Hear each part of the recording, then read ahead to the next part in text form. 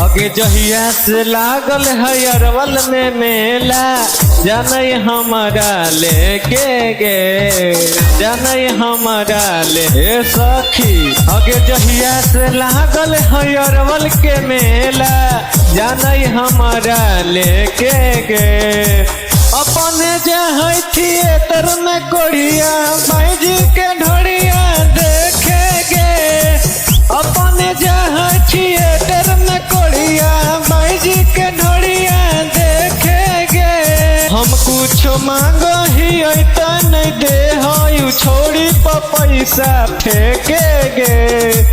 अपने जहाँ थिएटर में कोढ़िया भाई जी के ढोड़िया देखेंगे।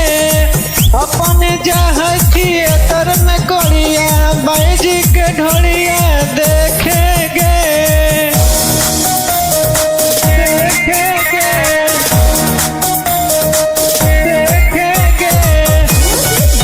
Music by Prince Studio.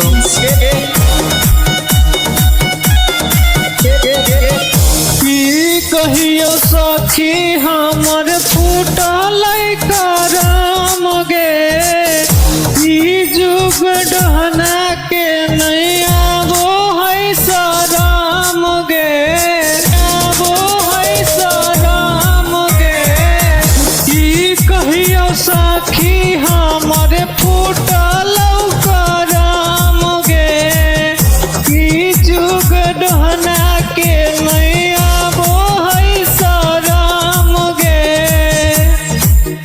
आगे 3 बजे लेके जाए बुलेटवा, ना जाने रहो के। अपने जाए थिएटर में कोढ़िया भाई जी के ढोड़िया देखेंगे। अपने जाए थिएटर में कोढ़िया भाई जी के ढोड़िया देखेंगे। थिएटर में कोढ़िया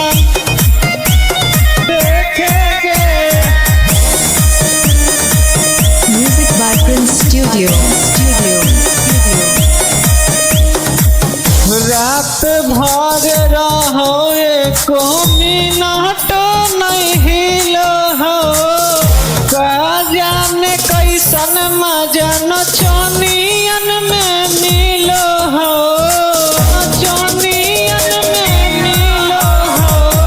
रात भर रहो एको मिनट नहीं हिलो हो, का जाने कैसन मजा नचनियन में मिलो हो।